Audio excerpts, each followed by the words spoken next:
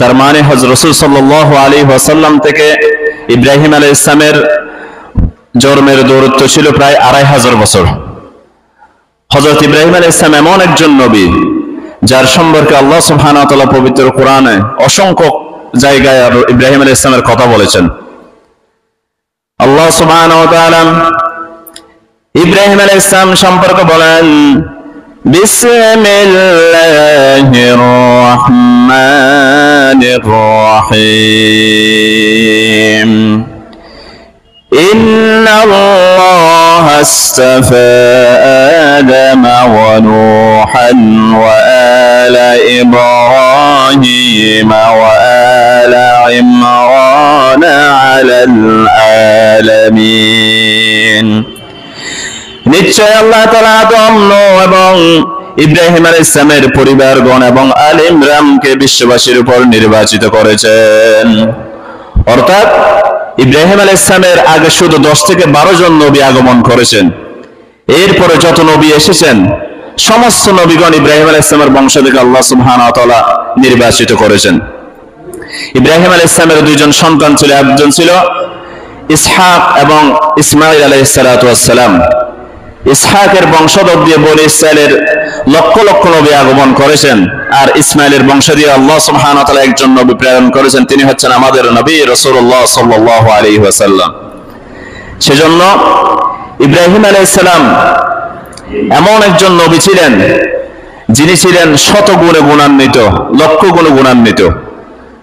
রাসূলুল্লাহ সাল্লাল্লাহু আলাইহি ওয়াসাল্লাম যখন মেরাজের মধ্যে গিয়েছেন, মেরাজ থেকে ফিরে এসে রাসূলুল্লাহ সাল্লাল্লাহু আলাইহি ওয়াসাল্লাম বলেছেন, আমি বাইতুল মামুরের মধ্যে হেলান দেওয়া অবস্থায় একজন ব্যক্তিকে দেখতে পেয়েছিলাম। তোমাদের প্রিয় নবী সাল্লাল্লাহু আলাইহি ওয়াসাল্লামের আকৃতি তার আকৃতির হুবহু একটি প্রতিচ্ছবি। সুবহানাল্লাহ। তার মানে ইব্রাহিম আলাইহিস সালামের দুয়ার ফসল আমাদের রাসূলুল্লাহ সাল্লাল্লাহু আলাইহি ওয়াসাল্লাম। ইব্রাহিম আলাইহিস সালাম প্রথমে আল্লাহ সুবহানাহু ওয়া তাআলা যখন তাকে ওহীর জ্ঞান দান করেন, প্রথমে তিনি তার বাড়ি থেকে দাওয়াতের কাজ শুরু করেন। প্রথমে ইব্রাহিম আলাইহিস সালামের বাবার নাম ছিল আজর। আজর বলা হয় এমন একজনকে যিনি মূর্তি তৈরি করতেন এবং মূর্তি তৈরি করে এগুলো বিক্রি করতেন এবং মূর্তি পূজা করতেন। তিনি ছিলেন নমরুদের একজন বড় মন্ত্রী। কারগর আল্লাহ সুবহানাহু ওয়া তাআলা নবুয়ত দিচ্ছেন, দেখেন আজরকে প্রথমে ইব্রাহিম আলাইহিস সালাম দাওয়াত দিচ্ছেন পিতাকে, ওয়াযকুর ফিল কিতাবি ইব্রাহিম ইন্নাহু কানা সিদ্দীকান নাবিয়্যা إذ قال لأبيه يا أبت لم تعبد ما لا يسمع ولا يبصر ولا يغني عنك شيئا। হে নবী সাল্লাল্লাহু আলাইহি ওয়াসাল্লাম, আপনি এই কিতাবে ইব্রাহিমের কথা বর্ণনা করুন, নিশ্চয়ই তিনি ছিলেন সত্যবাদী নবী। তিনি তার পিতাকে বলেন, ইয়া আবাতি লিমা তা'বুদু, তুমি এমন একটি মূর্তির ইবাদত করো কেন? লা ইয়াসমাউ, যারা শুনে না, ওয়ালা ইউবসিরু, যে মূর্তিগুলো দেখতে পায় না, ওয়ালা ইউগনি আনকা শাইয়ান, এবং যে মূর্তিগুলো আপনার কোনো উপকার সাধন করতে পারে না, এরকম মূর্তির ইবাদত করেন কেন? তার পিতাকে সম্বোধন করে বলতেছেন।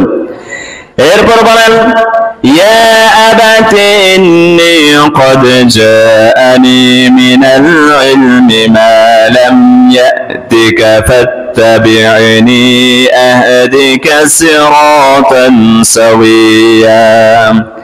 আমার প্রাণপ্রিয় পিতা, ইন্নী ক্বাদ জাআনি মিনাল ইলম, আমার কাছে আল্লাহ সুবহানাহু ওয়া তাআলার পক্ষ থেকে কিছু ইলম এসেছে যেগুলো আল্লাহ তাআলা আপনাকে প্রদান করে নাই। আপনি ফাত্তাবি'নি, আপনি আমার অনুসরণ করুন, আহদিকা সিরাতান সাওয়্যা, আমি আপনাকে সঠিক পথের দিশা দিয়ে দিব। তার পিতাকে দাওয়াত দিচ্ছেন ইব্রাহিম আলাইহিস সালাম। অপর জায়গায় ইব্রাহিম আলাইহিস সালাম বলেন, وَإِذْ قَالَ إِبْرَاهِيمُ لِأَبِيهِ آزَرَ أَتَتَّخِذُ أَصْنَامًا آلِهَةً إِنِّي أَرَاكَ وَقَوْمَكَ وقومك في ضلال مبين স্মরণ করো যখন ইব্রাহিম তার পিতা আজরকে বললাম তুমি প্রতিমাগুলোর ইবাদত করে কেন, আমি তো দেখতে পাচ্ছি তুমি এবং তোমার সম্প্রদায় স্পষ্ট বিভ্রান্তির মধ্যে। তার পিতাকে দাওয়াত দিচ্ছেন, প্রথমে বাড়ি থেকে দাওয়াতের কার্যক্রম শুরু। তার পিতার জবাব দেখেন, কেউ যদি কোনো ইসলামী কর্মকাণ্ড শুরু করে, ইসলামী আন্দোলন করে, অনেক প্রথমে বাধা আসে, রাষ্ট্র থেকে না, সমাজ থেকে না, নিজের পরিবার থেকে। এটার প্রমাণ ইব্রাহিম আলাইহিস সালাম দেখেন, সন্তান দাঁড়িয়ে রাখতেছে, প্রথমে নিষেধ করে তার পিতা মাতা, তুমি তো বুড়া হয়ে যাচ্ছ। সন্তান সুন্দরভাবে রাসূলুল্লাহর সুন্নাতগুলো অনুসরণ করে, ইসলামী আন্দোলন করে, কিন্তু পিতা মাতা বলে তুমি তো বিপদের মধ্যে পড়ে যাবা, প্রথমে নিষেধ করে দেয় নিজের পিতা মাতা। তার প্রমাণ ইব্রাহিম দেখেন, ইব্রাহিমের পিতার প্রতিক্রিয়া দেখেন। তার পিতা বলেন, قال أراغب أنت عن آلهتي يا إبراهيم لئن لم تنته لأرجمنك واهجرني مليا। হে ইব্রাহিম, তুমি কি আমাদের উপাস্য থেকে মুখ ফিরিয়ে নিচ্ছ? বলতেছেন তুমি যদি বিরত না হও, তোমার এই দাওয়াত থেকে, হকের দাওয়াত থেকে যদি তুমি বিরত না হও, তাহলে আমি অবশ্যই পাথর মেরে তোমার মাথা চূর্ণ বিচূর্ণ করে দেব। নাউযুবিল্লাহি মিন যালিক। পিতার দেখেন প্রতিক্রিয়াটা দেখেন, রিয়েক্টটা দেখেন, মূর্তি পূজার প্রতি কত আসক্ত ছিল তারা। বলতেছেন তুমি আমার সম্মুখ থেকে চিরতরে দূর হয়ে যাও, দূরে সরে যাও। ইব্রাহিম আলাইহিস সালাম নম্রভাবে পিতাকে জবাব দিচ্ছেন। এরপরে قال سلام عليك سأستغفر لك ربي إنه كان بي حفيا। বলতেছেন ও পিতা, আপনি যে আমাকে বলেছেন আমার মাথাটা আপনি চূর্ণ বিচূর্ণ করে দিবেন পাথর মেরে, আমি আপনাকে সালাম জানাচ্ছি এবং তোমার জন্য ও পিতা আমি আল্লাহর কাছে ক্ষমা প্রার্থনা করব, নিশ্চয় আমার প্রতিপালক আমার প্রতি খুবই দয়ালু। এটার ব্যাখ্যায় ইমাম ইবনে কাসির রাহমাতুল্লাহি আলাইহি তাফসীর ইবনে কাসিরের মধ্যে বর্ণনা করেন, মুফতি শাফি রাহমাতুল্লাহি আলাইহি মারফুল কোরআনের মধ্যে বর্ণনা করেন, ইব্রাহিম আলাইহিস সালাতু ওয়াস সালাম তার পিতার জন্য ক্ষমা প্রার্থনা করতে আছেন। কিয়ামতের ময়দানে সহিহ বুখারীর riwayat, ইব্রাহিম আলাইহিস সালামের পিতা কিয়ামতের ময়দানে যখন উঠবেন আজর, তখন তিনি যখন জাহান্নাম প্রত্যক্ষ করবেন, তখন পিতা বলবেন ও ইব্রাহিম, দুনিয়াতে তো আমি তোমার কথা মানি নাই, তোমার কথা আমি অ্যাকসেপ্ট করি নাই, আজকে কিয়ামতের ময়দানে তোমার কোনো কথাকে আমিও স্বীকার করব না। তখন ইব্রাহিম আলাইহিস সালাম সাথে সাথে আল্লাহর কাছে দোয়া করবেন, ও আল্লাহ, আপনি যে আমাকে ওয়াদা করেছেন, আপনি আমাকে লাঞ্ছিত করবেন না, আপনি আমার প্রতি মেহেরবান, আপনি আমার পিতার প্রতি দয়া করুন। তখনই রাসূলুল্লাহ সাল্লাল্লাহু আলাইহি ওয়াসাল্লামের হাদিস শরীফ সাক্ষী, ইব্রাহিম আলাইহিস সালাম পিছনে ফিরে দেখবেন তার পিতা আর নেই, সেখানে একটা জবাইকৃত পশু। নাউযুবিল্লাহি মিন যালিক। দেখেন, নবীর পিতা চাচা হয়েও যদি হকের দাওয়াত কবুল না করে, তাদের জন্য কি জাহান্নাম, তখন ওই পশুকে জাহান্নামের মধ্যে নিক্ষেপ করা হবে। নাউযুবিল্লাহি মিন যালিক। এরপরে ইব্রাহিম আলাইহিস সালাম নিজের পিতাকে যখন দাওয়াত দিলেন, এরপরে পিতার পরে গড়ের পরে কি সমাজ, গড়ের পরে কি সমাজ, তিনি সমাজে দাওয়াত দিলেন। وَاتْلُوا عَلَيْهِمْ نَبَأَ إِبْرَاهِيمَ قَالُوا نَعْبُدُ أَصْنَامًا فَنَظَلُّ لَهَا عَاكِفِينَ। ইব্রাহিম যখন বলল যে قَالَ لِأَبِيهِ وَقَوْمِهِ مَا تَعْبُدُونَ, তোমরা কিসের ইবাদত করতেছো এগুলো? তখন তার পিতা এবং তার কওম বলতেছে, আমরা তো মূর্তির পূজা করি এবং আমরা এগুলোর পূজায় নিষ্ঠার সাথে রত থাকি। নাউযুবিল্লাহি মিন যালিক। এরপর ইব্রাহিম বলেন, হাল ইয়াসমাউনাকুম ইয তাদউন, যখন তোমরা দোয়া করো, যখন আহ্বান করো, তখন এগুলো কি শুনতে পারেন? আও ইয়ানফাউনাকুম আও ইয়াদুররুন, তোমাদেরকে কোনো উপকার করো অথবা কোনো কি ক্ষতি করতে পারে এই মূর্তিগুলো? তখন তাদের জবাব দেখেন, ইব্রাহিম এবং তার সম্প্রদায়ের জবাব, قالوا بل وجدنا آباءنا كذلك يفعلون। যখন কোন গুমরাহপন্থীকে, বেদাতপন্থীকে দেখবেন তোমরা এগুলো তো করো কেন, রাসূলুল্লাহ সাল্লাল্লাহু আলাইহি ওয়াসাল্লামের সুন্নাহর ভিতর নেই, তখন তাদের জবাব এবং মূর্তি পূজারীদের জবাব দেখেন। একই সাথে একই জবাব। বলে বাল ওয়াজাদনা আবাআনা, এগুলো তো আমাদের পিতৃপুরুষরা করেছিল। নাউযুবিল্লাহি মিন যালিক। পিতৃপুরুষের দোহাই দিয়ে যেটা রাসূলুল্লাহর সুন্নাহর ভিতর নেই, এটা কি কখনো করা যাবে? না। এই ইব্রাহিমের সম্পদের জবাব দেখেন, এগুলো জানি আমরা, এগুলো আমাদের কোনো উপকার করতে পারে না, কোনো অপকার করতে পারে না, কিন্তু বাল ওয়াজাদনা আবাআনা কাযালিকা ইয়াফআলুন, আমাদের পিতা আমাদের দাদারা এভাবেই করতো, সেহেতু আমরা এভাবেই করতেছি। এটা কোনো জবাব হলো? কোনো জ্ঞানী মানুষের জবাব হলো? যদি আমার বাবা বলে 2 × 2 = 5, ছেলে গিয়ে স্কুলের মধ্যে পড়তেছে 2 × 2 কত? 4, তাহলে বাবা 2 × 2 = 5 বলতেছে, এটাই কি বলতে হবে? বাবার দোহাই দিয়ে এটা বলা যাবে? বংশের দোহাই দিয়ে, সমাজের দোহাই দিয়ে এটা বলা যাবে? 2 × 2 কত? 4, 2 × 2 = 4 হবে। সেজন্য পিতামাতার দোহাই দিয়ে, বাপ দাদার দোহাই দিয়ে, যেটা রাসূলুল্লাহর সুন্নাহর ভিতর নেই, এটার ভিতর আমাদের অটল থাকা কখনো যাবে না। কখনো কি অটল থাকা যাবে না। এরপরে ইব্রাহিম আলাইহিস সালাতু ওয়াস সালাম নিজের প্রতিপালক সম্পর্কে বলতেছেন, ওয়া ইযা মারিতু ফাহুয়া ইয়াশফিনি ওয়াল্লাযী ইউমিতুনি সুম্মা ইউহয়িন والذي أطمع أن يغفر لي خطيئتي يوم الدين। বলতেছেন তিনি আমার একজন এমন প্রতিপালক, আমি যখন আরোগ্য হই তিনি আমাকে সেবা দান করেন। সেবা দানকারীর মালিক কে? একমাত্র। সেজন্য অসুস্থ হলে কার কাছে চাইবেন? আল্লাহর কাছে চাইবেন। ইব্রাহিম আলাইহিস সালাম বলতেছেন, এবং তিনি আমাকে খাওয়ান, এবং তিনি আমাকে কি? তিনি আমাকে খাওয়ান, তিনি আমাকে পড়ান। ইব্রাহিম আলাইহিস সালাম এবং কওমের মধ্যে, ইব্রাহিম আলাইহিস সালামের কওমের ভিতরে এটা ছিল মূর্তি পূজারীদের সাথে বিদ্রোহ, মূর্তি পূজারীদের সাথে তর্ক বিতর্ক। ইব্রাহিম আলাইহিস সালামের পুরো জীবনটাই ছিল সংগ্রামী জীবন, তার কওমের সাথে বিতর্ক। এরপরে ইব্রাহিম আলাইহিস সালামের একটি সম্প্রদায় ছিল, তারা তারকা পূজা করত। কিসের পূজা? নক্ষত্র পূজা। কিসের পূজা করত? নক্ষত্র পূজা।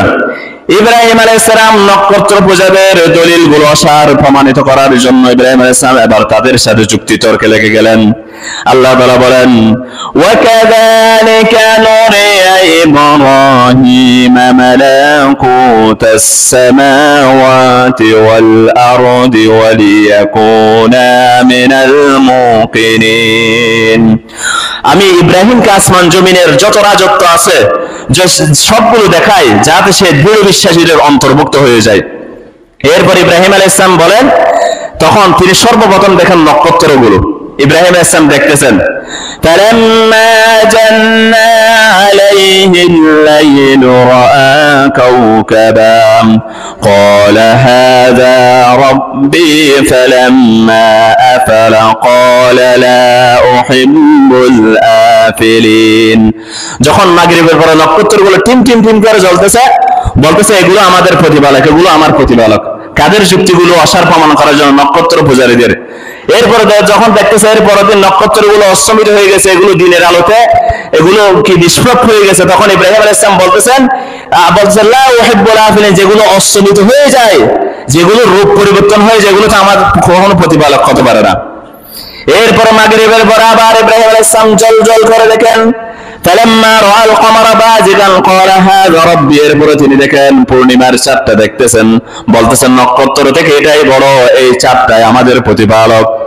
এরপরে যখন চাঁদটা যখন সূর্যের আলোতে নিষ্প্রভ হয়ে গেল, তখন ইব্রাহিম আলাইহিস সালাম বলেন, ফালাম্মা ফালা ক্বালা লা ইল্লাম ইয়াহদিনি রাব্বি লা আকুনান্না মিনাল কওমিদ দালিন। আল্লাহ তাআলা আপনি যদি আমাকে হেদায়েত না করেন, আমি তো পথভ্রষ্টদের অন্তর্ভুক্ত হয়ে যাব। তাহলে নক্ষত্র প্রতিপালক হতে পারে না, চাঁদও কি হতে পারে না, প্রতিপালক হতে পারে না। এরপরে তিনি দেখেন দিনের মধ্যে সূর্যটা জল জল জল জল করে জ্বলতেছে। ফালাম্মা রাআ শামসা বাজিগাতান ক্বালা হাযা রাব্বি হাযা আকবার। ইব্রাহিম আলাইহিস সালাম যখন সূর্যকে দেখেন, বলতেছেন হাযা আকবার, এটা সবার চেয়ে বড়, এটাই প্রতিপালক। فلما أفلت قال يا قوم إني بريء مما تشركون। এরপরে যখন আস্তে আস্তে রাত যখন ডেকে নিল সূর্যকে, তখন বলতেছেন ইন্নী বারিউম মিম্মা তুশরিকুন, ও আমার কওম, তোমরা নক্ষত্রের ইবাদত করতেছো, চাঁদের ইবাদত করতেছো, সূর্যের ইবাদত করতেছো, আমি তোমাদের সাথে সম্পর্ক ছেদ করতেছি, এগুলো কখনো আমাদের প্রতিপালক হতে পারে না, ঠিক কিনা? এরপরে বলেন তিনি إني وجهت وجهي للذي فطر السماوات والأرض حنيفا وما أنا من المشركين إني وجهت وجهي للذي فطر السماوات والأرض আমি আমার চেহারাকে ওই সত্তার দিকে ফিরাচ্ছি যে সত্তা হচ্ছে যে আসমান জমিনের প্রতিপালক এবং ওয়ামা আনা মিনাল মুশরিকিন আমি মুশরিকদের অন্তর্ভুক্ত না আমি কিসের অন্তর্ভুক্ত নয় মুশরিকদের অন্তর্ভুক্ত নয় এরপর ইব্রাহিম আলাইহিস সালাম তার মূর্তি ভাঙা ইব্রাহিম আলাইহিস সালাম প্রথমে তার পিতাকে দাওয়াত দিয়েছেন কাকে দাওয়াত দিয়েছেন তার পিতার পরে তার সমাজকে দাওয়াত দিয়েছেন সমাজের পরে নক্ষত্র পূজারীদের সাথে তারকা পূজারীদের সাথে তর্ক বিতর্ক করেছেন এরপর ইব্রাহিম আলাইহিস সালাম দেখতেছেন এদেরকে এখন দাওয়াত দিয়ে মুখোমুখি দাওয়াত দিয়ে কোনো কাজ হচ্ছে না আসল কাজটাই করতে হবে কি কাজটাই আসল কাজটাই করতে হবে কখনো কখনো মুখের কথাই চলে না হাতটা চালাতে হয় কি চালাতে হয় হাতটা আপনি যদি শুধু মুখের কথাই বলে যান আপনাকে হাত দিয়ে মেরে যাবে আপনি যদি প্রতিরোধ না করেন আপনাকে হাত দিয়ে কি মেরে যাবে সেজন্য কখনো কখনো হাত দিয়ে কি করতে হয় প্রতিরোধ করতে হয় ইব্রাহিম আলাইহিস সালাম যখন তার কওমের ভিতর চলাফেরা করতেছেন সেই ইরাকের মধ্যে তৎকালীন বছরে একটা বড় মেলা হতো কি হতো বড় মেলার মধ্যে সবাই বলতেছে আমরা সবাই চলে মেলার মধ্যে যাই তখন ইব্রাহিম আলাইহিস সালামকে ডাকলো বলতেছে চলো আমাদের সাথে মেলায় যাই যেখানে বিভিন্ন পাপাচার হয় আজকে আমাদের আশেপাশে অনেক মেলা হয় না ছেলে মেয়ে ফ্রি মিক্সিং যেখানে মেলার যে বিভিন্ন উরুসের নামে মেলার নামে সেখানে ফ্রি মিক্সিং এর একটা পরিবেশ তৈরি হয়ে যায় ইব্রাহিম আলাইহিস সালাম বলছেন না ইব্রাহিম আলাইহিস সালাম বলতেছেন ফাকালা ইন্নী সাকিম ইব্রাহিম আলাইহিস সালাম বলছেন আমি অসুস্থ আমি কি অসুস্থ এরপরে সবাই মেলাতে চলে গেল ইব্রাহিম আলাইহিস সালাম একা একা ফাতাওয়াল্লা আনহু মুদবিরিন সবাই যখন ইব্রাহিমকে ছেড়ে চলে গেল فزاد إلى آلهتهم فقالا لا تأكلون ইব্রাহিম আলাইহিস সালাম তাদের মন্দিরের ভিতর ঢুকলো মন্দিরের ভিতর দেখতেছেন মূর্তিগুলোর সামনে অনেক খাবার পড়ে আছে অনেক খাবার কি পড়ে আছে ইব্রাহিম আলাইহিস সালাম বলতেছেন আলা তাকুলুন তোমরা এগুলো খাচ্ছ না কেন মূর্তিদেরকে উদ্দেশ্য করে বলতেছেন এরপর বলতেছেন মালাকুম লা তানতিকুন তোমরা তো খাচ্ছ না আবার আমার সাথে কোনো কথাই বলতেছ না কেন আমার সাথে কি কথাই বলতেছ না কেন বলতেছেন এরপরে فراغ عليهم ضربا باليمين এরপর ইব্রাহিম আলাইহিস সালাম একটা কুটুর নিলেন কুটুর নিয়ে ওই মূর্তিগুলোর উপর একটা সজোরে আঘাত করলেন কি করলেন সজোরে আঘাত করতে ইব্রাহিম আলাইহিস সালাম فجعلهم جزازا إلا كبيرا لهم لعلهم يرجعون সবগুলোকে ছোট ছোট মূর্তি সবগুলোকে ভেঙে কুটুরটা বড় মূর্তি যেটা আছে এটার ডান হাতের উপর রেখে দিলেন এটার ডান হাতের উপর কি করে দিলেন রেখে দিলেন এরপরে যখন তার কোন সবাই যখন আসলো তারা যখন তাদের মন্দিরের ভিতর ঢুকলো দেখতেছে তাদের মূর্তির এই অবস্থা মূর্তিগুলোর কি সবগুলো ভাঙা কিন্তু বড় যেটা এটা কি অক্ষত অবস্থা আছে এটা কি অক্ষত অবস্থায় আছে তখন তারা বললাম ক্বালু মান ফাআলা হাযা বিআলিহাতিনা ইন্নাহু লামিনাজ জালিমিন আমাদের ইলাহ আমাদের প্রতিপালকের সাথে এই আচরণ কে করেছে ইন্নাহু লামিনাজ জালিমিন নিশ্চয় সে বড় জালেম তখন তারা বলতেছেন ক্বালু সামি'না ফাতান ইয়াযকুরুহুম ইয়াকালু লাহু ইব্রাহিম বলতেছেন আমরা আমাদের মূর্তিগুলোর বিরুদ্ধে একজন যুবককে কথা বলতে শুনতাম একজন যুবককে ইয়াকালু লাহু ইব্রাহিম তাকে কি বলা হয় ইব্রাহিম বলা হয় তাকে কি বলা হয় ইব্রাহিম তখন তারা বলতেছেন ক্বালু ফাতু বিহি আলা আয়ুনিন নাস লাআল্লাহুম ইয়াশহাদুন তখন তারা বলছে তাহলে ইব্রাহিমকে সবাই ধরে নিয়ে আসো যাতে আমরা তাকে কি করতে পারি জেরা করতে পারি কি করতে পারি জেরা করতে পারে এরপরে তারা বলেন ক্বালু আনতা ফাআলতা হাযা বিআলিহাতিনা ইয়া ইব্রাহিম ও ইব্রাহিম তুমি কি আমাদের প্রতিপালকের সাথে আচরণ করেছো তুমি কি এই মূর্তিগুলোকে ভেঙেছো তখন ইব্রাহিম আলাইহিস সালামের জবাব দেখেন ক্বালা বাল ফাআলাহু কাবীরুহুম হাযা ফাসআলুহুম ইন কানু ইয়ানতিকুন বলতেছেন এই কাজগুলো করেছে বড় মূর্তি যেটা সেটাই করেছে যদি মিথ্যা হয় তাহলে তাদেরকে জিজ্ঞেস করো সুবহানাল্লাহ কি বৈজ্ঞানিক কি পন্থা দেখেন তাদেরকে দাওয়াত দেওয়ার তখন তার কওম হতভম্ব হয়ে গেল।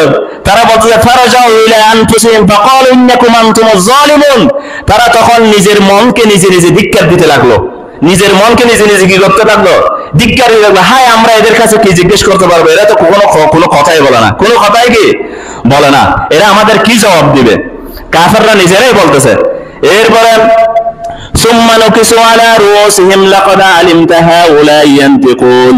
তখন ইব্রাহিম আলাইহিস সালাম তার জবাবটা পেয়ে গেলেন। ইব্রাহিম আলাইহিস সালাম বলল, ক্বালা আফাতা'বুদুনা মিন দুনিল্লাহি মা লা ইয়ানফাউকুম শাইয়্যান ওয়া লা ইয়াদুররুকুম।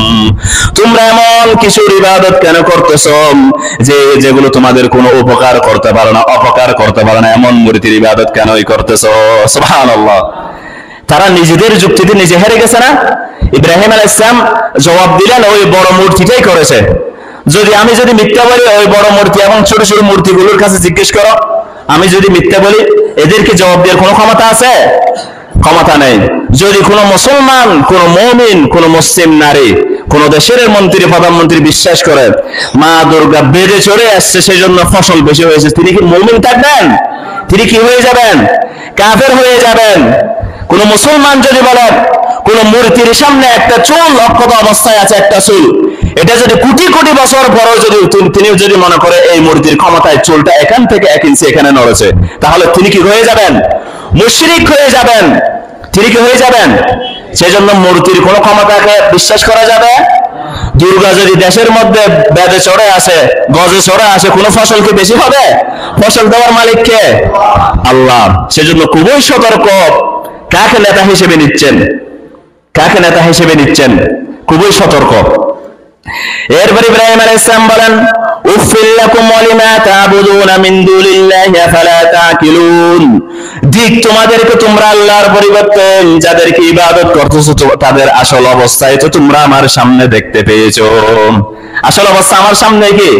এখন তাদের কাছে যখন কোনো জবাব নেই, যুক্তি তর্ক দলিলের মধ্যে যখন হেরে গেছে, জালেমদের একটা সব সময় কাজ থাকে, তারা যখন যুক্তি তর্ক দালিলিক দিক দিয়ে পারে না, তারা তখন হাত দেয়। তারা তখন কি করে? আক্রমণ করে বসে। তখন তারা সবাই বলল, ইব্রাহিম আলাইহিস সালাম, এই যুবককে তো এখানে বেঁচে থাকতে দেওয়া যাবে না, একে ধরে নিয়ে যাও আমাদের প্রতিপালকের কাছে। আমাদের কিসের কাছে? বড় প্রতিপালক। তাদের বড় প্রতিপালক কে? নমরুদ। তাদের বড় প্রতিপালক কে? নমরুদ। নমরুদের সাথে সে তারা এগুলোর মূর্তি পূজা করতো। এরপর ইব্রাহিম আলাইহিস সালাম এবার বড় সুযোগ পেয়ে গেলেন রাষ্ট্রীয় পর্যায়ে দাওয়াত দেওয়া। প্রধানমন্ত্রী, রাজা, মহারাজা নমরুদ, রাসূল সাল্লাল্লাহু আলাইহি ওয়াসাল্লাম বলেছেন হাদিস শরীফের মধ্যে, 4 জন সারা পৃথিবী রাজত্ব করেছেন। তার মধ্যে 2 জন ছিল কাফের, 2 জন ছিল মুসলিম। কাফের মধ্যে একজন হলো নমরুদ, আরেকজন হলো বখতেনসর। আর মুসলমানদের মধ্যে একজন হলো সুলাইমান আলাইহিস সালাতু ওয়াস সালাম, আরেকজন হলেন যুলকারনাইন। আরেকজন হলেন কি? এই যুলকারনাইন। এই নমরুদ সারা পৃথিবী শাসন করেছে, এত বড় শাসক, প্রতাপশালী। ইব্রাহিম আলাইহিস সালাম তার সামনে গিয়ে হকের দাওয়াত দিচ্ছেন। নমরুদকে গিয়ে বলতেছেন, তুমি কার ইবাদত করো? নমরুদ ইব্রাহিমকে বলতেছেন সূরা বাকারার মধ্যে, ইব্রাহিম বলেন, রাব্বিয়াল্লাযী ইউহয়ী ওয়া ইউমীত, আমি এমন প্রতিপালকের ইবাদত করি যিনি জীবন দান করেন এবং মৃত্যু দান করেন।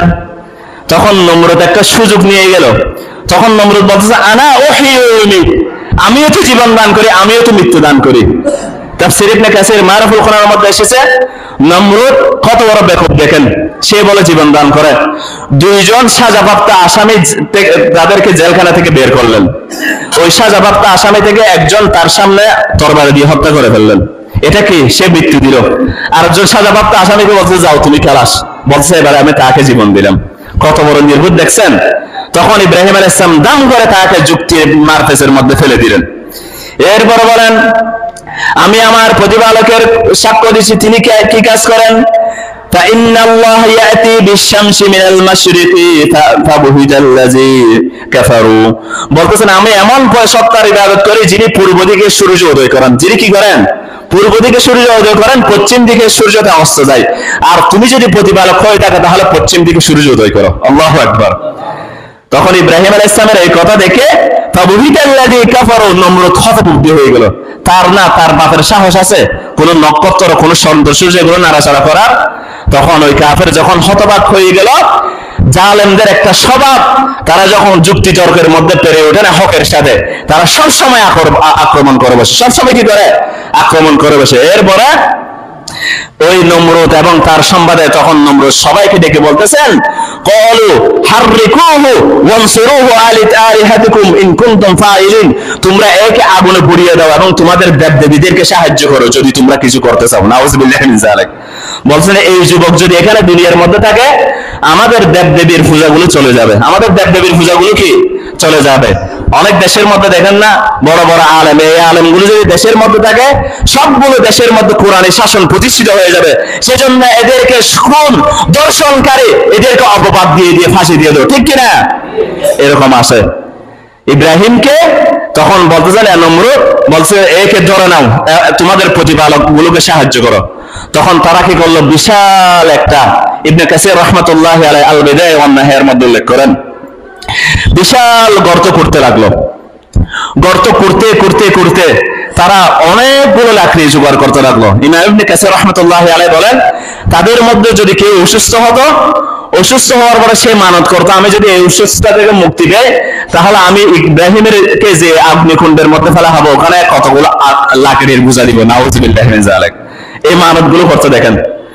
যখন বিরাট গর্ত করা হলো, তখন ইব্রাহিম আলাইহিস সালামকে ধরা হলো। ইব্রাহিম আলাইহিস সালামকে কি ধরা হলো? দেখেন, সারা দেশ, সারা সমাজ, ইভেন তার পরিবার তার বিরুদ্ধে ইব্রাহিম আলাইহিস সালামের। তিনি এখনো হকের উপর অটল, তিনি এখনো কি হকের উপর অটল। এরপরে ইব্রাহিম আলাইহিস সালামকে ইবনে কাসির বলেন, মিনজানিক নামক একটি নিক্ষেপণ যন্ত্র বসিয়ে দেওয়া হলো। ইব্রাহিম আলাইহিস সালামকে মিনজানিক নামক একটা নিক্ষেপণ যন্ত্র, এটি কুরআন সম্প্রদায়ের একজন ব্যক্তি তৈরি করেছে। আল্লাহ সুবহানাহু ওয়া তাআলা সর্বপ্রথম তাকে মাটিতে বসিয়ে দিয়েছিলেন এটার কারণে। এরপর ইব্রাহিম আলাইহিস সালামকে যখন এটাতে বসিয়ে দেওয়া হলো, তখন তারা বলতেছেন, ক্বালু বুনু লাহু বুনিয়ানান ফাআলকুহু ফিল জাহিম, বলতেছেন তোমরা একটা জ্বলন্ত অগ্নিকাণ্ড তৈরি করো এবং তাকে সেখানে নিক্ষেপ করো। কিছু কিছু ইসরায়েলি রাওয়ায়াতের মধ্যে এসেছে, যেটা কোরআনের মধ্যে আসে না, হাদিসের মধ্যে আসে নাই। ইব্রাহিম আলাইহিস সালামকে যখন নিক্ষেপ করতে যাচ্ছে, তারা ওই নিক্ষেপণ যন্ত্রটা নিক্ষেপ করতে পারতেছে না, বলছেন ফেরেশতাগণ ধরে রেখেছেন ওটা। তখন ইবলিস এসে বিদ্যুর আকৃতিতে এসে বলতেছেন, ইবলিস তো দেখতেছে এখানে সবগুলো ফেরেশতা, তখন বলতেছে আমি একটা তোমাদেরকে বুদ্ধি দিতে পারি, একে আগুনে ফেলতে পারবে একটা কাজ করলে। বলছে কি কাজ? বলছে এখানে এসে গান বাজানো শুরু করে দাও, উলঙ্গ মহিলা এনে। নাউযুবিল্লাহি মিন যালিক। উলঙ্গ মহিলা এনে যদি গান বাজানো শুরু করে দাও, তোমরা যে কাজ করতে চাচ্ছ ওটা সফল কাম হয়ে যাবে। ওটা কি তুমি কি হয়ে যাবে? সফল কাম। তখন ইবলিসের কথা মতো এখানে যখন উলঙ্গ মহিলা এনে যখন গান বাজানো শুরু করে দিল, তখন ফেরেশতাগণ যেখানে বাদ্যযন্ত্র থাকে, ফিনিক্স সিন থাকে, বেহায়া পুরুষ বেহায়া মহিলা যেখানে মিলিত হয়, সেখানে কোন ফেরেশতা থাকে? তখন ফেরেশতাগণ চলে গেলেন। তখন ইব্রাহিম আলাইহিস সালামের এইভাবে ধরে তারা সবাই ইব্রাহিম আলাইহিস সালামকে তখন নিক্ষেপ করে দিল আগুনের মধ্যে। নাউযুবিল্লাহি মিন যালিক। ইব্রাহিম আলাইহিস সালাম আগুনের মধ্যে পড়ে গেছেন। সারা সমাজ ইব্রাহিমের বিরুদ্ধে, নিজের পরিবার ইব্রাহিমের বিরুদ্ধে। ইব্রাহিম আলাইহিস সালাম এখনো আগুনের মধ্যে নিক্ষেপ, যেকোনো বসা অবস্থায় লা ইলাহা ইল্লাল্লাহ ওয়াহদাহু লা শারীকা লাহ এগুলো জিকির করতেই যাচ্ছেন, এগুলো বলে যাচ্ছেন। ইব্রাহিম আলাইহিস সালামকে এদিকে আগুনের মধ্যে নিক্ষেপ করেছেন, এদিকে আসমানের মধ্যে তোড়ফাড় শুরু হয়ে গেল। ও আল্লাহ সুবহানাহু ওয়া তাআলা, আপনার হাবিবকে আগুনের মধ্যে নিক্ষেপ করা হয়েছে। জিবরাইল আলাইহিস সালাম সাথে সাথে চলে আসলো। জিবরাইল আলাইহিস সালাম সাথে সাথে কি করে আসলো? চলে আসলো। ইমাম ইবনে কাসির মারুফুল কোরআনের মধ্যে এসেছে, জিবরাইল আলাইহিস সালাম এসে বলতেন, ও আল্লাহর খলিল ইব্রাহিম, আপনার কোনো কি সাহায্যের প্রয়োজন? ইব্রাহিম আলাইহিস সালাম বলতেছেন, না, আমার কোনো সাহায্যের প্রয়োজন নাই, আমার কোনো সাহায্যের কি নাই, প্রয়োজন নাই। ইসরাফিল আলাইহিস সালাম অপেক্ষা করে বসে আছেন, কখন বৃষ্টি দিবেন, কখন কি দিবেন, বৃষ্টি দিবেন। ইব্রাহিম আলাইহিস সালাম নাচুরবান্দা কারো কাছে সাহায্য চাচ্ছে না। ইব্রাহিম আলাইহিস সালাম এরপর বলেন, আমার যিনি প্রতিপালক তিনি জানেন আমি কি অবস্থায় আছি। হাসবুনাল্লাহু ওয়া নি'মাল ওয়াকিল, আমার জন্য আমার প্রতিপালক আল্লাহ যথেষ্ট, তিনি কত এনে সুন্দর তত্ত্বাবধায়ক। সুবহানাল্লাহ। ইব্রাহিম আলাইহিস সালাম যখন এটা বলল, সাথে সাথে আল্লাহ সুবহানাহু ওয়া তাআলা আগুনকে হুকুম দিলেন, বিশাল অগ্নিপিণ্ড। قُلْنَا يَا نَارُ كُونِي بَرْدًا وَسَلَامًا عَلَى إِبْرَاهِيمَ। আল্লাহ সুবহানাহু ওয়া তাআলা বলতেছেন, তখন আমি আগুনকে বললাম, হে আগুন, তুমি শীতল এবং নিরাপদ হয়ে যাও এই আমার ইব্রাহিমের জন্য। আল্লাহ সুবহানাহু ওয়া তাআলা যখন হুকুম দিলেন, তাফসীরে বলতেছেন আল্লাহ তাআলা যদি ওয়াসালামান না বলতেন, শুধু বারদান বলতেন, আগুনটা এমন ঠান্ডা হয়ে যেত। -ডিগ্রি আছে না অ্যান্টার্কটিকা মহাদেশের মধ্যে, মাইনাস ওখানে 70 ডিগ্রি 75 ডিগ্রি পড়ে সব সময়, ওখানে সবগুলো বরফ, আগুনগুলো একদম বরফ হয়ে যেত। সুবহানাল্লাহ। কিন্তু আল্লাহ সুবহানাহু ওয়া তাআলা বারদান বলার সাথে সাথে কি বলেছেন? ওয়াসালামান, ঠান্ডা তো হবা, নাতিশীতোষ্ণ হবা। নাতিশীতোষ্ণ, পুরাপুরি ঠান্ডা না। ঠান্ডার মধ্যে থাকা একটা কষ্টকর না ভাই? বেশি ঠান্ডার মধ্যে, বরফের মধ্যে কি কেউ বসতে পারবে না? তখন আল্লাহ সুবহানাহু ওয়া তাআলা হুকুম দিলেন, ও আগুন, আমার খলিলের জন্য তুমি ঠান্ডা তো হবা, আরামদায়ক ঠান্ডা হয়ে যাবা। আরামদায়ক হয়ে যাবা, ঠান্ডা হয়ে যাবেন। ইব্রাহিম আলাইহিস সালাতু ওয়াস সালাম, এইদিকে নমরুদ সহ 4 বাহিনী সবাই দেখতেছে কি কাণ্ড চলতেছে। ইব্রাহিম আলাইহিস সালাতু ওয়াস সালামের জন্য আগুনের ভিতর একটা বাগান তৈরি হয়ে গেল। ইব্রাহিম আলাইহিস সালাম বাগানের মধ্যে চলাফেরা করতেছেন, পায়চারি করতেছেন। সুবহানাল্লাহ। তখন ইব্রাহিম আলাইহিস সালামের পিতা ওই আজর একটা বিখ্যাত কথা বলেছেন ওখান থেকে, আগুনের পাশ থেকে। ইবনে কাসির রাহমাতুল্লাহ আলাইহি বলেন, আর নমরুদের বাহিনী আগুন পেরিয়ে আসতে পারতেছে না, বিশাল অগ্নিকুণ্ড, আর ইব্রাহিম আলাইহিস সালাম আগুনগুলো অতিক্রম করে চলে যেতে পারতেছে না, কিন্তু মাঝখানে কি হয়ে গেছে? বাগান হয়ে গেছে, জান্নাতের বাগান। তখন ইব্রাহিম আলাইহিস সালামের পিতা বলেন, যিনি ইব্রাহিম আলাইহিস সালামকে পাথর মেরে তার মাথাটা চূর্ণ বিচ্ছিন্ন করে দিয়ে বলেছেন, তিনি বলেছেন, নি'মার রব্বুকা ইয়া ইব্রাহিম, ও ইব্রাহিম, তোমার প্রতিপালক কতই না উত্তম প্রতিপালক। সুবহানাল্লাহ। তোমাকে এমন মুহূর্তে ত্যাগ করা নাই, এমন মুহূর্তে কি করা নাই? ত্যাগ করা নাই। ইব্রাহিম আলাইহিস সালাম দেখেন আগুনের মধ্যে পড়ে যাচ্ছে, তিনি হককে ত্যাগ করেছেন। অনেকে মনে করেন জেল জরিমানা, জেলের মধ্যে গেলে হাই, তিনি এই কথাগুলো বলে জেলের মধ্যে, জেলের প্রকোষ্ঠের মধ্যে গিয়ে মরে পচে যাচ্ছেন। অথচ না, ইব্রাহিম আলাইহিস সালামকে জিজ্ঞেস করা হয়েছিল, তার পরবর্তী বংশধরগণ যখন তাকে জিজ্ঞেস করেন আপনার জীবনের মধ্যে সবচেয়ে সুখের দিন কোনগুলো, ইব্রাহিম আলাইহিস সালাম তাদেরকে বলতেন, আমার জীবনের মধ্যে সবচেয়ে সুখের দিন হলো যখন আমি আগুনের মধ্যে ছিলাম। সুবহানাল্লাহ। কিসের মধ্যে ছিলাম? ইবনে কাসির রাহমাতুল্লাহ আলাইহি বলেন, তিনি আগুনের মধ্যে 40 দিন ছিলেন। কয়দিন ছিলেন? 40 দিন ছিলেন। তখন তিনি সবাই থেকে সম্পর্ক চেক করে আল্লাহ সুবহানাহু ওয়া তাআলার সাথে কথা বলেছেন সবসময়। সুবহানাল্লাহ। সেজন্য জেলের অন্ধকার প্রকোষ্ঠের মধ্যে যদি অনেকে মনে করেন তিনি অত্যাচারিত হচ্ছেন, না, তিনি তার প্রতিপালকের সাথে কথা বলেন। ইবনে তাইমিয়া রাহমাতুল্লাহি আলাইহি বলেন, তোমরা আমাকে কি করবে? আমি তো আমার জান্নাত নিয়ে, আমার বুকের মধ্যে জান্নাত নিয়ে আমি ঘোরাফেরা করি। তোমরা যদি আমাকে হত্যা করে পারো, আমি শহীদ হয়ে যাব। তোমরা যদি আমাকে দেশান্তরিত করো, আমি মুসাফির হয়ে আল্লাহর দেশে ভ্রমণ করব। আর তোমরা যদি আমাকে জেলের অন্ধকার প্রকোষ্ঠের মধ্যে বন্দী করো, তাহলে আমি আমার প্রতিপালকের সাথে কথাই বলতে থাকবো একাকিত্বের সাথে। সুবহানাল্লাহ। তিনি দেখেন ইবনে তাইমিয়া রাহমাতুল্লাহি আলাইহি, ইব্রাহিম আলাইহিস সালাম তখন 40 দিন পরে ওখান থেকে উঠলেন। আগুন থেকে উঠে ইব্রাহিম আলাইহিস সালাতু ওয়াস সালাম, আল্লাহ সুবহানাহু ওয়া তাআলা ইব্রাহিম আলাইহিস সালামকে একজন উত্তম সঙ্গিনী দান করলেন। তিনি হলেন আমাদের মা সারা আলাইহিস সালাতু ওয়াস সালাম, আমাদের মা সারা আলাইহিস সালাতু ওয়াস সালাম। এবার ইব্রাহিম আলাইহিস সালাতু ওয়াস সালাম নিজের কওমের সাথে সম্পর্ক চেক করেন। ইব্রাহিম আলাইহিস সালাম তাদেরকে একটা বিজয়ী ভাষণ দিয়েছেন, হিজরত করে চলে যাচ্ছেন। ইব্রাহিম আলাইহিস সালাম বলতেছেন আল্লাহ সুবহানাহু ওয়া তাআলা বলেন, قد كانت لكم أسوة حسنة في إبراهيم, আল্লাহ তাআলা বলেছেন, লাকাদ কানা লাকুম ফি রাসূলিল্লাহি উসওয়াতুন হাসানাহ, তোমাদের জন্য আমার রাসূলের কাছে কি রয়েছে? উত্তম নিদর্শন।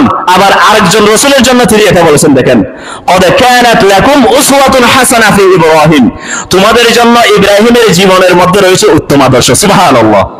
সেজন্য ইব্রাহিম আলাইহিস সালাম তিনি এমন একজন পয়গম্বর, অনেক মুহাদ্দিসগণ বলেছেন, মুফাসসিরগণ, রাসূলুল্লাহ সাল্লাল্লাহু আলাইহি ওয়াসাল্লামের পরে সবচেয়ে মর্যাদাবান নবী হলেন আমাদের জাতির পিতা ইব্রাহিম। জাতির পিতা কে? ইব্রাহিম। জাতির পিতা কে? আমাদের জাতির পিতা ইব্রাহিম আলাইহিস সালাম হলেন রাসূলুল্লাহর পরে সবচেয়ে শ্রেষ্ঠতম নবী। এরপরে মুসা আলাইহিস সালাতু ওয়াস সালাম, এরপরে ঈসা আলাইহিস সালাতু ওয়াস সালাম, এরপরে নূহ আলাইহিস সালাম, 5 জন বড় বড় পয়গম্বর। ইব্রাহিমের মর্যাদা দেখেন। ইব্রাহিম আলাইহিস সালাম হিজরত করেন, সিরিয়ার কেনানের দিকে চলে যাচ্ছেন। কেনানে যখন ইব্রাহিম আলাইহিস সালাতু ওয়াস সালাম চলে গেলেন, কেনানের মধ্যে বসবাস করতেছেন, তখন কেনানের মধ্যে, সিরিয়ার মধ্যে দুর্ভিক্ষ দেখা দিল। দুর্ভিক্ষ দেখা দেওয়ার পর ইব্রাহিম আলাইহিস সালাম মিশরে রওনা করলেন খাবার তালাশ করার জন্য। তখন মিশরে যখন গেলেন, মিশরের প্রতিমধ্যে একটা রাজা ছিল, সে ছিল খুবই নারী হিংসু, সে নারীকে নির্যাতন করত। তখন ইব্রাহিম আলাইহিস সালামের সাথে যখন একজন সুন্দরী মহিলা আমাদের মা সারাকে দেখলেন, ওই বাদশার বাহিনীরা তারা তাকে ধরে নিয়ে আসলো। ধরে নিয়ে এসে ইব্রাহিম আলাইহিস সালাম তখন মা সারাকে বলেন, ওই বাদশা যখন জিজ্ঞেস করবে তুমি এবং আমার সাথে সম্পর্ক কি, ইব্রাহিম আলাইহিস সালাম বলেন তুমি বলবা আমি তোমার বোন। আমি তোমার কি মানে তুমি আমার বোন, তুমি আমার কি বোন। নিজের বউকে বলতেছেন, কারণ এই দুনিয়ার মধ্যে আমি এবং তুমি ব্যতীত কেউ মুমিন নেই, আমি এবং তুমি ব্যতীত কেউ নেই। কারণ ওই জালেম বাদশা কোন মেয়ের সাথে যদি তার জামাইকে পেত, তার স্বামীকে পেত, তাকে হত্যা করে বলতো, তাকে কি করে বলতো। সারা আলাইহিস সালামকে ধরে নিয়ে গেছেন।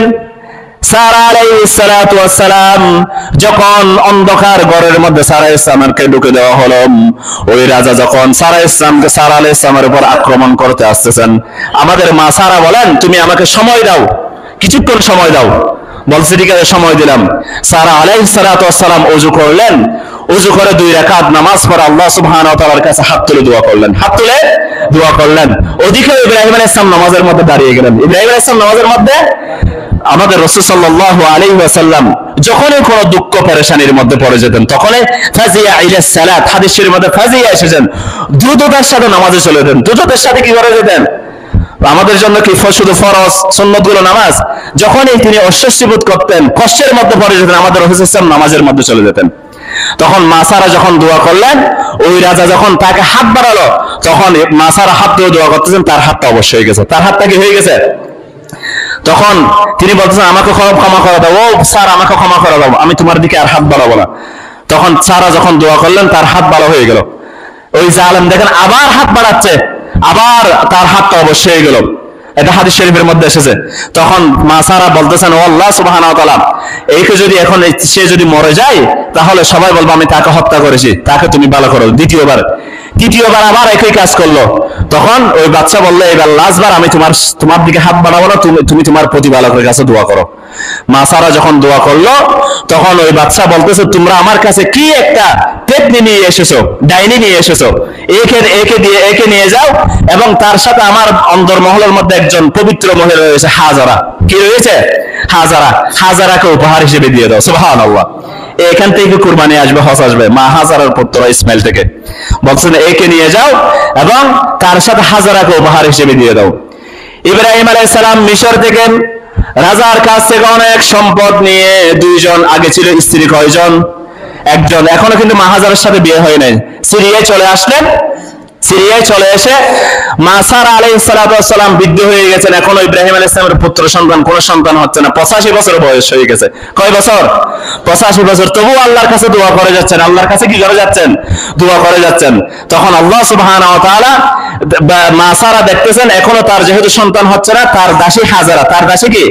তখন স্বামী ইব্রাহিমকে বলল, আমার যেহেতু কোনো সন্তান হচ্ছে না, তুমি আমার দাসী হাজারাকে বিয়ে করো। হাজারাকে কি করো? হাজারাকে যখন বিয়ে করলেন, মা হাজারা আলাইহিস সালাম তখন সন্তান সম্ভবা হলেন। তখন আল্লাহ সুবহানাহু ওয়া তাআলা তিনি যখন একটা ফুটফুটে সন্তান জন্ম দিলেন, তখনই আল্লাহ সুবহানাহু ওয়া তাআলা হুকুম দিলেন মা হাজারা এবং ইসমাইলকে মক্কা শরীফের মধ্যে রেখে আসেন। মক্কা শরীফের মধ্যে কোথায়? এই এখান থেকে কুরবানির ইতিহাস শুরু। এখান থেকে কি শুরু? এরপরে ছোট্ট একটা ঘটনা বলে শেষ করে দিব। এই যে নমরুদ, তার ধ্বংস কিভাবে হয়েছিল? ইব্রাহিম আলাইহিস সালামের সাথে আরেকটা তর্ক হয়েছিল, নমরুদের জালেমের তর্ক। দেখেন, ইব্রাহিম আলাইহিস সালামকে বলতেন, তুমি যে প্রতিপালকের কথা বলছো, ওই প্রতিপালককে আমি তীর মেরে ধ্বংস করে দিব। তীর মেরে কি করে দিব? নমরুদ বলতেছে, আমি আমার বাহিনী তীর মারবো। এমন ভাবে কতগুলো তীর মারলো, তীরগুলো এসে দেখতেছেন আল্লাহ সুবহানাহু ওয়া তাআলা মাকার আল্লাহু আল্লাহু খায়রুল মাকিরিন, তারাও চক্রান্ত করে, আল্লাহ কৌশল করে। ওই তীরগুলো রক্ত মাখা। তীরগুলো কি? এগুলো কোরআনও আসে নাই, হাদিসও আসে নাই, কিন্তু এগুলো বাইবেল, ওল্ড টেস্টামেন্ট, নিউ টেস্টামেন্টের মধ্যে এসেছে। যেহেতু ইসরায়েলের রাওয়ায়াত, এগুলো বলা যাবে। রাসূল সাল্লাল্লাহু আলাইহি ওয়াসাল্লাম হাদিসু আন বনি ইসরাইল, তোমরা বনি ইসরাইল থেকে রাওয়ায়াত করো, সমস্যা নেই। এগুলোকে সত্য বলা যাবে না, মিথ্যা বলা যাবে না। তখন তীরগুলো যখন রক্ত মাখা তীর আসলো, তখন নমরুদ বলতেছে, আমি তোমার প্রতিপালককে হত্যা করে ফেলেছি। নাউযুবিল্লাহি মিন যালিক। ইব্রাহিম, তোমার প্রতিপালকের আর কোন বাহিনী থাকলে ডাকো। তখন ইব্রাহিম আলাইহিস সালাম হাত তুলে আল্লাহর কাছে দোয়া করলেন। ইব্রাহিম আলাইহিস সালাম হাত তুলতে দেরি, আকাশের উপর থেকে ঝাঁক ঝাঁক লক্ষ লক্ষ লক্ষ কোটি কোটি মশা চলে এসেছেন। সুবহানাল্লাহ। কোটি কোটি মশা এসে আকাশটা ঢেকে ফেললো। নমরুদ মশাগুলো দেখে তখন হতভম্ব হলে তিনি হাসি ঠাট্টা শুরু করে দিলেন, এই সামান্য মশা আমার লক্ষ লক্ষ বাহিনীর সাথে মোকাবেলা করবে, সামান্য মশা? সুবহানাল্লাহ। অথচ ওয়ামা ইয়ালামু জুনুদা ইল্লা রাব্বুক, জুনুদা রাব্বুকা ইল্লা হুয়া, আল্লাহ তাআলার বাহিনী সম্পর্কে আল্লাহ ব্যতীত কেউ জানে না। মশার আক্রমণে কি মানুষ মরে? হ্যাঁ, সায়েন্টিস্টগণ আবিষ্কার করেছেন মহা জঙ্গল অ্যামাজনের মধ্যে, যেটাকে পৃথিবীর ফুসফুস বলা হয়, পৃথিবীর 25% অক্সিজেন শুধু অ্যামাজন থেকে আসে। এই অ্যামাজনের ভিতর এমন কতগুলো পিঁপড়া রয়েছে, ছোট ছোট পিঁপড়া, এই পিঁপড়ে যদি আপনাকে একবার কামড় দেয় আপনি বিষক্রিয়ার কারণে মরে যাবেন। সুবহানাল্লাহ। দেখেন মশা, পিঁপড়া থেকে মশা আরো বড় না? মশাগুলো চলে এসেছেন, মশাগুলো চলে এসে নমরুদের বাহিনীকে আক্রমণ করতে করতে তাদের মাথার ভিতর নাকের এদিকে ঢুকে গুস্ত, এগুলো শুধু এমন মশা না, গুস্ত কেকু মশা, তাদের মগজগুলো কে কে বের হয়ে তারা তখন পড়ে যাচ্ছে। তখন নমরুদের লক্ষ লক্ষ বাহিনী এক অপরকে আক্রমণ করতে শুরু করলো। হতভম্ব হয়ে গেল, কোনো কিছু দেখা যাচ্ছে না, কোটি কোটি মশা। নমরুদ এই অবস্থা দেখে তার রাজপ্রাসাদের মধ্যে ভিতরে চলে গেল। ওই মশাগুলোর মধ্যে আল্লাহ সুবহানাহু ওয়া তাআলার একটি মুজাহিদ মশা, সে ছিল ল্যাংড়া। সে ছিল কি? ল্যাংড়া। সে কাউকে আক্রমণ করার জন্য কোনো পথই পাচ্ছে না। সে আল্লাহর কাছে আবেদন করে, আল্লাহ আমিও তো তোমার পথে জিহাদি মুজাহিদ হিসেবে এসেছি, এখন তো আমি কোনো কাফেরকে হত্যা করতে পারি নাই, এখন আমার উপায় কি? আল্লাহ তাআলা বলেন, তুমি ধৈর্য ধরো, তোমার জন্য বড় দুশমনটা রেখেছে। কি রেখেছে? নমরুদ যখন অন্দরমহলের ভিতর চলে গেল, অন্দর মহলের সমস্ত দরজা জানালা বন্ধ করে দিল। ছোট্ট একটা খালি জানালার মতো, ভেন্টিলেটরের মতো একটা কি ছিল, আলো আসার মতো একটা পথ ছিল। ওই মশাকে আল্লাহ সুবহানাহু ওয়া তাআলা সেখানে প্রেরণ করে দিলেন। ল্যাংড়া মশা, ভালো মশা না। ওই নমরুদ মশাটা ঢুকে নমরুদের নাকের দিকে ঢুকে গেল, সাথে সাথে ব্রেনের মধ্যে আক্রমণ করা শুরু করে দিল। সুবহানাল্লাহ। নমরুদ তখন হতভম্ব হয়ে গেল। ভাই, একটা যদি মশা অথবা পিঁপড়া আপনার ব্রেন, আপনার কানের ভিতর ঢুকে কত বড় জ্বালা, এটা দেখবেন, সবাই বুঝবেন এটা কত বড় জ্বালা। নমরুদ তখন কিছুই করতে পারতেছে না। তখন দেখতেছে মাথাতে যখন এভাবে বাড়ি দিচ্ছে তখন একটু শান্তি পাচ্ছে। তখন নমরুদ বলতেছে, আমার মাথাতে এখন বাড়ি দাও, আমার মাথাতে এখন কি দাও? বাড়ি দাও, শুধু বাড়ি দাও। কিন্তু কিছু কিছু ইতিহাসবিদ বলেছেন তার মাথাতে সবচেয়ে বাড়ি দিলে শান্তি পেত জুতা দিয়ে পিটালে। কি দিয়ে পিটালে? জুতা দিয়ে পিটালে সবচেয়ে বেশি শান্তি পেত। ইবনে কাসির রাহমাতুল্লাহি আলাইহি বলেছেন আল বিদায়া ওয়ান নিহায়ার মধ্যে, এটা জুতা দিয়ে পিটাতে পিটাতে 40 বছর পর্যন্ত স্থায়ী ছিল। সুবহানাল্লাহ। জালেমদের পরিণতি দেখিয়ে দিয়েছেন আল্লাহ সুবহানাহু ওয়া তাআলা। খোদা বলেছে, খোদার পরিণতি সবাই দেখে নাও।